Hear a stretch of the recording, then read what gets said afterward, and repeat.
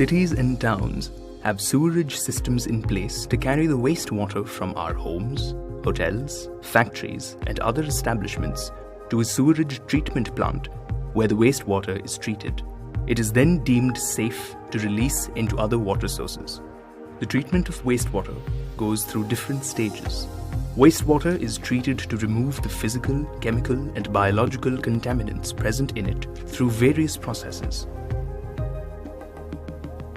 The pre-treatment process involves the sewage being sent through grids or vertical bars that can remove large solid substances like metal cans, paper, and plastic materials. In primary treatment process, the sewage flows through the grit chamber very slowly, so that the sand, pebbles, and soil settle down at the bottom.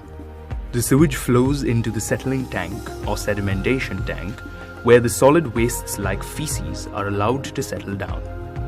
Wastes such as soaps, oils, and grease rise to the top of the wastewater. The waste material that settles down at the bottom is called the sludge, and the floatable material is called the scum. Scum is then removed using a skimmer, and sludge is removed with a scraper every few days. The water that is left out is called the clarified water. In the secondary treatment process, biological or organic wastes are removed. It is a biological process.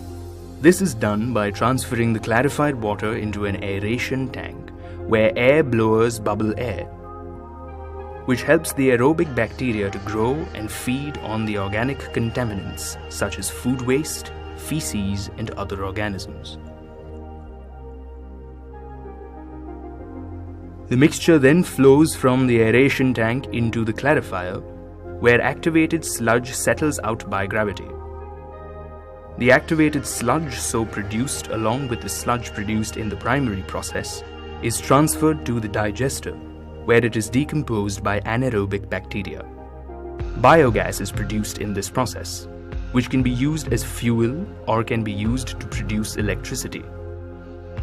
The activated sludge is then left in the sand drying beds. Some quantity of water in the activated sludge evaporates, and the remaining quantity drains through the sand beds. This leaves behind the remaining dried sludge, which can be used for making fertilizers or compost.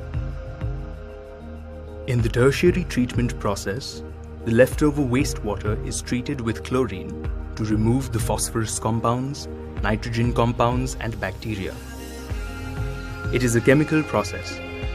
Chlorine tablets are added to kill the germs. This process is called chlorination.